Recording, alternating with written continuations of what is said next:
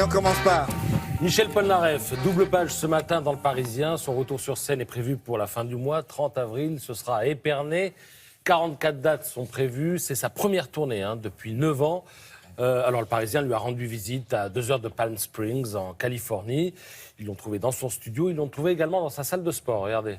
Ah oui. Il nous rappelle un catcheur qui était très connu, américain, qui ressemblait à... Enfin, qui mesure 1 mètre de plus, mais oui. Et alors, attention, peut-être... Hogan. Non, Ouais, c'était pas ça. exactement. Alors d'où ça sort, je ne sais Si, pas. oui, avec les Voilà. moustaches Oui, comme ça. oui. Alors sinon, en lisant Le Parisien, je me suis aperçu qu'il y avait peut-être le début d'une affaire entre Renaud et Polnareff. Pourquoi ? Parce que Renaud aurait dit à un journal belge, Polnareff n'intéresse plus grand monde. Je ne sais pas dans quel contexte. Ce à quoi Polnareff répond dans Le Parisien ce matin. On s'est rencontrés dans un studio à Bruxelles avec Renaud. Il était malade, il était à l'article de la mort. Je l'ai mis en contact avec mes 2 médecins qui lui ont, pour ainsi dire, sauvé la vie. Je suis un peu déçu. Donc Renaud, si tu entends ça, appelle Polnareff. Allez-vous Peut-être d'accord ? qu'il déplorait qu'on ne s'intéresse pas assez à Oui, lui, en voilà, fait. c'est ça. Parfois, ça peut être mal interprété. Alors, Polnareff, ce sont évidemment... Les lunettes. Toujours. Toujours. Et alors, on le retrouve avec le même accessoire aux côtés de Audrey Hepburn dans Le Figaro. Alors, le rapport, eh bien, ce sont les lunettes. C'est-à-dire que les 2 paires ont été créées par l'opticien Pierre Marly. Et il en a créé pour beaucoup de monde, Pierre Marly. Il en a créé pour Bernard Buffet, Juliette Gréco, Elton John, Brigitte Bardot, Johnny, etc. Et tous ces modèles... Enfin, eh bien, ils seront dispersés à Drouot le 13 mai d'accord. prochain. Vente aux enchères. 60 modèles, oui, toutes portées. Ah, Ces génial. lunettes. stars. Et rendues, elles ont été portées par les stars et ensuite rendues aux créateurs en échange de nouvelles lunettes. Donc, ce qui fait que sur les branches des lunettes, il y a le nom de la personne qui a porté.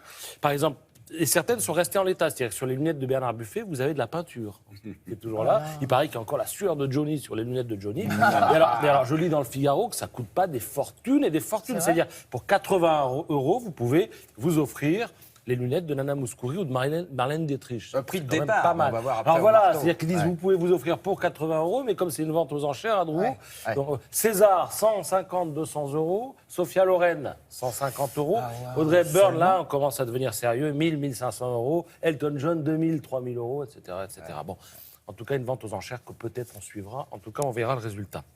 Les pylônes électriques, il n'y a rien de plus sexy, non ? Ça, c'est quoi? C'est un Alors, projet ou ça en fait, existe? à la base, ça défigure le paysage. Mais l'heure est venue donc de propositions créatrices innovantes. Et c'est effectivement, le magazine Beaux-Arts nous montre ce que ça peut donner. Parce qu'il faut savoir que la forme des pylônes électriques n'a pas changé depuis leur arrivée sur le sol britannique en 1928. Enfin, je parle des pylônes à haute tension. Ouais. Et alors là, vous avez un projet qui est inspiré de la forme d'un arbre, qui n'a pas été retenu. Là, vous avez un autre projet islandais. Et alors, un 3e projet que je trouve pas mal, c'est pour les JO d'hiver. En 2018, Oui. ils auront lieu en Corée. Là, les pylônes, en fait, simulent des mouvements de marche. C'est-à-dire que vous voyez un petit peu, il y en a un qui lève les bras, un qui marche. On le voit en bas à Oui, gauche. ils veulent pas les enterrer, les lignes hein? C'est un autre problème. En ça, en attendant, non. Mais si jamais il y a un projet qui est bien, faites-nous signe. Vos impôts vont augmenter si on enterre les lignes. Ouais. Le musée du Quai Branly, ça vous dit quelque chose? Ouais. Oui. Bon, Les arts vous l'appellerez désormais le musée du Quai Branly Jacques Chirac. Il change de nom à partir du 20 juin prochain. Alors, habituellement, nous dit Le Figaro, on attend quand même le décès de la personne pour éventuellement Oui. donner son nom à un bâtiment. C'est ce qui s'est passé avec le général de Gaulle. Rappelez-vous la place de l'Étoile, qui est devenue place Charles de Gaulle, mais elle est devenue le 13 novembre 1970, le général étant mort le 9 novembre 1970. Alors là, bon, on n'a pas attendu. Et l'occasion, en fait, c'est les 10 ans du musée qui donc fête ses 10 ans et s'appellera désormais musée Quai Branly Jacques Chirac. Il a accueilli quand même 1 300 000 visiteurs l'an dernier, en 2015. Il vous est peut-être arrivé de croiser un enfant qui vous dit « Pourquoi je ne peux pas manger des pâtes, que des pâtes, tous les jours des pâtes ?» Bon, si vous êtes à court d'arguments, vous ne savez plus comment faire manger vos enfants, je vous signale que Bayard Jeunesse et les éditions Milan unissent leur rédaction et leur force de frappe éditoriale autour du thème de l'alimentation. Ça donne toutes ces publications.